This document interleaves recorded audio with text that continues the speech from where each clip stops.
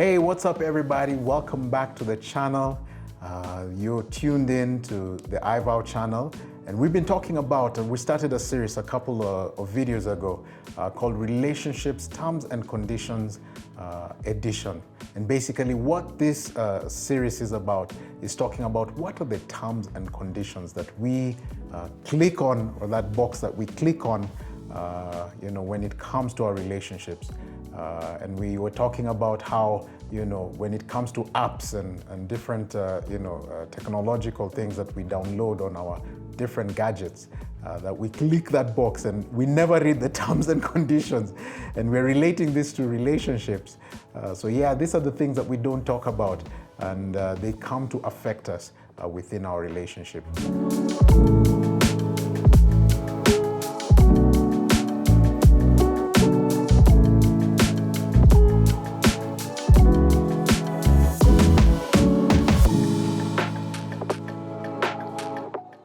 So today we're going to be talking about rituals.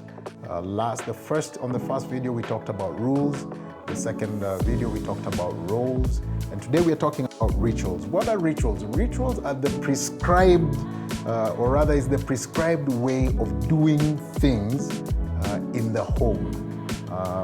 You know that phrase that we use, this is the way we do things. This is the way things are done right here. Almost like our culture. This is what we do right here. And rituals are typically centered, around events that happen within our families. May they be weddings, may they be, travel, death, birth, the way the house is maintained, the way respect is shown within the home, how we show love, how food is cooked and how food is consumed within our homes. And just like the other two,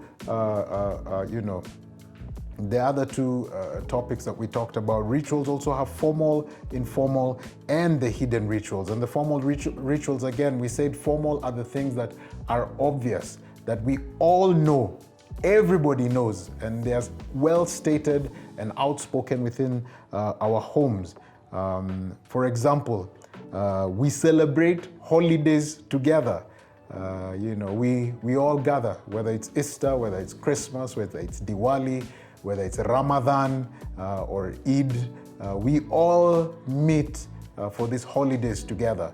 Whether it's Thanksgiving for those who are in the US and Canada, whether it's 4th of July, Memorial Day, Veterans Day, no matter what the holiday is, we as a family live and drop what we're doing and come together and spend time together. That's some of the formal rituals. The informal rituals, these are the ones that are not stated.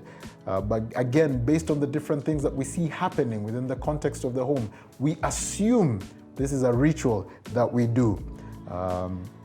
For example, when someone is traveling outside the country or coming from a different country, we take them to the airport and we pick them up.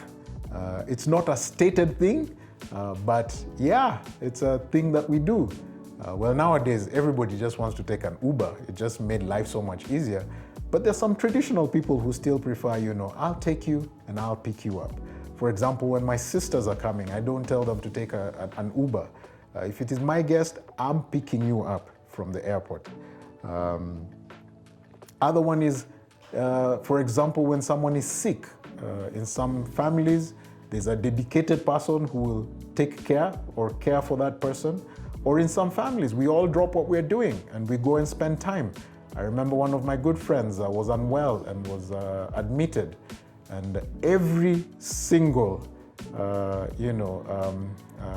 visiting hour, the entire family was there. In fact, you would feel like an intruder because, they got the family jokes, the inside jokes, they're talking, and you were just like, yeah. It was kind of weird, but it was such a beautiful thing to see that, the family constantly supported each other. Then there's the hidden rituals.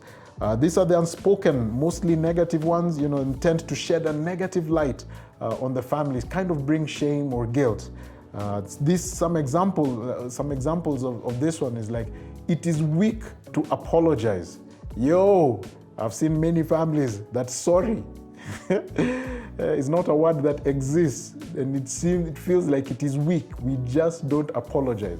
I'd rather just go and buy you something expensive and make you, just say, okay, it's over and done, I'm sorry. But I just can't say the words sorry. Hey, that's kind of costly. But hey, in some families, we just don't deal with conflict. We sweep it under the rug. We don't talk about it. We just say, let bygones be bygones. And because these are uncomfortable issues, we are not going to talk about it. Now, family rituals become deeply ingrained in our ways. And we tend, again, to replicate this in our families, especially the ones that bring good memories, good feelings. What did you guys do around Christmas? In your homes, was there a tree that was put up? Now, you can't assume every home had a tree. So in your home, was there a tree put up? Were there presents? Were there stockings, put on the mantle? So that, Christmas morning, did we talk about Santa? Or is Santa a myth in your home? And are you, and these are the things we tend to want to do for our children, for our family. Yet, because we come from different homes, there's different traditions that we adopted. What do we cook during Christmas and stuff? So those are the things that we experience growing up, we see growing up, and we tend to want to replicate within the context of our family. Now, some of them are good, some of them are bad, but what's important is that you and your partner align with each other. So it's important to talk and ask and find out, what did you do around this? Some of the things that you can talk about is eating food. What was the ritual around that? In some homes I've seen, and in the many years I've been doing the premarital counselling, you get to hear so many different things like, in our home, there was always food. Whenever you're hungry, you go and find it, heat it, eat it. Whether you eat it in the dining table, in the living room, in your bedroom, as long as you've eaten, we don't care. You do you. In some homes, we sit at the table, and everybody sits at the table and eats together. We'll even say a prayer as a family. And enjoy the meal together. In those homes, even that has variations, because some people, we serve in the kitchen, come sit at the table, have conversations, eat our food. We go and wash the food. So it's important for you guys to understand the different variations for your partner, and then also agree on our way forward. What are we doing? When it comes to investments, how are we doing this? There's what we saw, and there's what we want to see done in our home. Celebrating birthdays. I'd be interested to know how my kids' spouses will end up, or what they will do in their own families. Because for us, we've never really done big birthdays.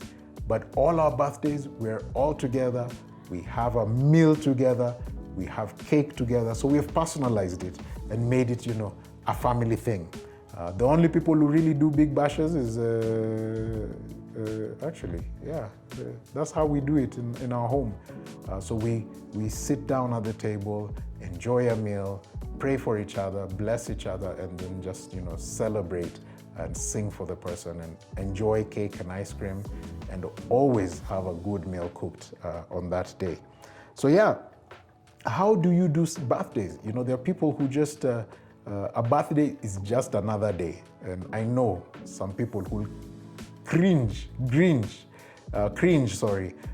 they hear that. Birthday is not just another day. Celebrating Christmas or the holidays, Easter, Eid, how do we do it? Within the African context, sometimes we go home to our upcountry home, and we all do that as a family. Some just stay within the city. In more developed nations, retail is at its highest, so many people are working during that time. So the cultures are so different, and when you meet these people, they're bringing something different to the table.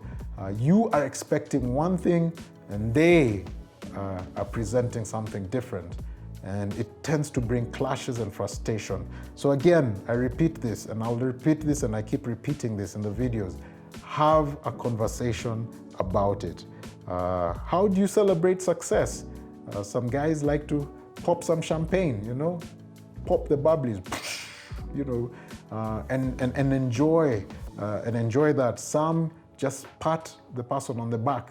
Some, it's expected of you. It's expected of you. What do you want us to say? Well done. Yeah, some people are rough like that. Expressing concern for each other. Some homes, we each have our personal space. I will speak to you when I'm ready to speak to you. In some homes, they will smother you. Like they'll be all over you until it comes out of you. So it's important to understand and communicate with each other. What is your preferred way of expressed concern? Expressing love for one another. In our family, we were very touchy-feely, huggy, laughy, say I love you kind of family. But there are homes that are not like that. Some, it's gifting. Some give so many gifts, and that's their love language.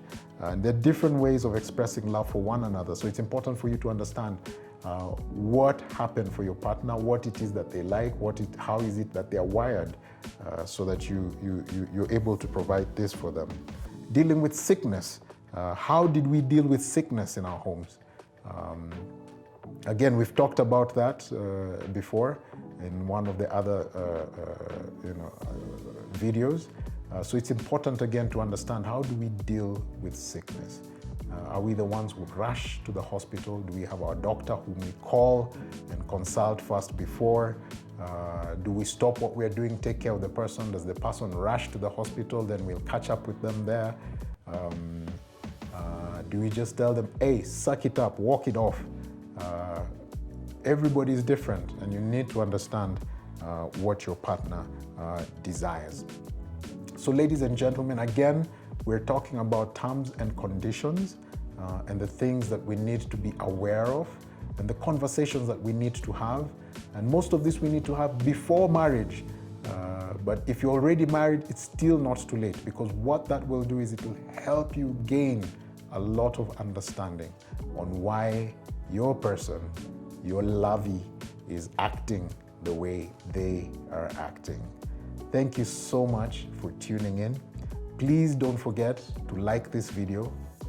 And I know if you didn't like it, it's because you didn't get to the end. So yeah, make sure you get to the end. I hope you got to the end. And like the video. Don't forget to subscribe to the channel. Don't forget to share and hit the notification bell so that when the next video comes, you are able to view it and to learn something new that I'm learning too for a better relationship. My name is Emmanuel G, and I'm out.